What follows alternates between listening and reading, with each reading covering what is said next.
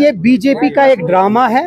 सबसे बड़ी बात है कि जम्मू कश्मीर के लोगों ने उनके चुनिंदा नुमाइंदे इसलिए चुने हैं कि वो इस असेंबली में आके लोगों के जो मसाइल हैं उनको उजागर करे, उनके सवाल उठाए, उनके जवाब ले और इस हुकूमत को जवाब दे बनाए।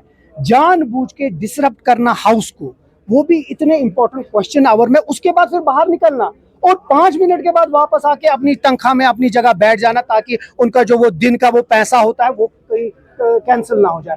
ये चीज है बीजेपी का असली चेहरा। अगर मैंने अपनी स्पीच में भी वही बोला कि ये लोग अभी बात कर रहे हैं कि हमारा वो है, हमारा ये, तो क्वेश्चन और जो लोगों का क्वेश्चन था, पूरे जम्मू कश्मीर रियासत की जो यूटी है, हर किसी जगह के सवाल थे, जानबूझ के उसको नहीं उठाने दिया। ये है एक्चुअल क्या कहते हैं भारतीय जनता पार्टी का फेस, कि वो जानबूझ के कभी भी कंस्ट्रक्टिव अपोजिशन नहीं करना चाहते हैं, सिर्फ दरहम बरहम करना चाहते हैं हाउस को और किसी तरीके से मीडिया गैलरी को वो पेश करना। करप्शन के इल्जामात लगे, उनका क्या जवाब देंगे आप? कुछ नहीं, बस फ्लिम्सी ग्राउंड पे। मैं भी आज बोलूं कि अब बीजेपी की जितनी लीडरशिप है वो सारी चोर है, तो चोर बन गई। बोलने पे मीडिया गैलरी में कुछ भी बोलने से क्या हो जाता है? और जानबूझ के पहले डिप्टी सीएम साहब के खिलाफ बोलना, उसके बाद डिप्टी सीएम के इर्द गिर्द उनको मंडराना, ये क्या मतलब? इससे आपको पता चलता है ये कितनी पेटी और कहते हैं ना वो फरेबी पॉलिटिक्स है इनकी।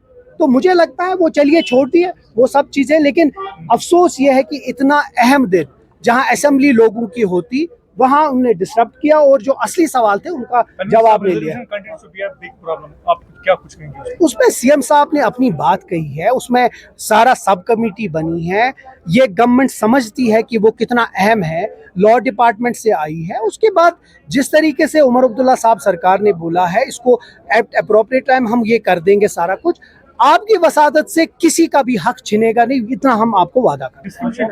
बार-बार डिस्कशन कह रहे हैं कि पहले आपने शुरू किया अखबारात के हवाले से, तो अखबार आपकी हुकूमत के पास है, तो आप इस हवाले से क्या कहना है? इंफॉर्मेशन डिपार्टमेंट हमारे पास है, लेकिन बहुत सारी चीजें इसमें हम बार बार स्टेटहुड इसीलिए मांग रहे हैं कि कोई भी अफसर, हुकूमत जो चुनिंदा हुकूमत है, उनके फैसलों को नकारे ना। और अब मैं सारा कुछ यहाँ बोलना नहीं चाहता क्योंकि मैं चाहता हूँ कि एक अच्छे माहौल में राजभवन और ये इलेक्टेड हुकूमत के बीच में एक अच्छा तालमेल हो।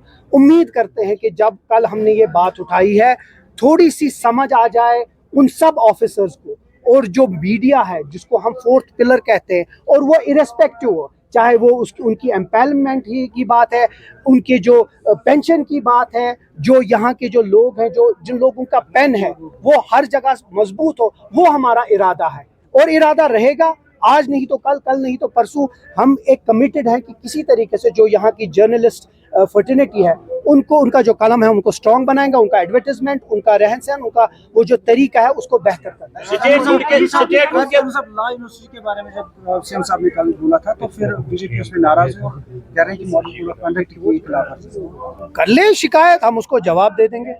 जब अब छोड़ दीजिए, चलिए वो जवाब दे देंगे, उसके बाद हम उसके बारे में बात करेंगे। स्टेटहुड के बगैर उम्मीद पे दुनिया कायम है। हम अभी भी समझते हैं कि जो वादा इस मुल्क के वजीर आजम ने किया, जो वादा इस मुल्क के होम मिनिस्टर ने किया, जो वादा सुप्रीम कोर्ट ने हमारे साथ किया है, मुझे नहीं लगता है जम्मू कश्मीर का जो इतना ओवरवेलमिंग मैंडेट लोगों ने दिया और यहाँ के लोगों को चुना, यहाँ के एमएलएस को चुना, यहाँ की हुकूमत को चुना, उनको इंसल्ट, उनको ह्यूमिलेट करके न स्टेटहुड देना मुझे लगता है सबसे बड़ा अफसोसनाक होगा। लेकिन हम उम्मीद रखते हैं कि जल्द से जल्द स्टेटहुड यहाँ मिल जाए ताकि लोगों के जो मसाइल है, हर कोई मसाइल इसके साथ जुड़ा है, वो जल्द से जल्द। मैं कहता हूँ हम नाउमीद क्यों रहे, वक्त आएगा। जैसे उमर अब्दुल्ला साहब ने कहा है, एक टाइमलाइन उनके दिमाग में है, वो लीडर है, इस गवर्नमेंट के लीडर है, हमारी पार्टी के, देख लेते हैं, थोड़ा वक्त नहीं बताया ना। वही हम चाहते हैं कि हम नेशनल कॉन्फ्रेंस कभी धमकियों पे नहीं चली है, हम चाहते हैं एक अच्छे एटमॉस्फेयर में एक डायलॉग एक तरीके से हो, और वही चीज बेहतर है। हम चाहते हैं कि जल्द से जल्द हो और उसके लिए जितना भी जिद्दोजहद करना होगा हम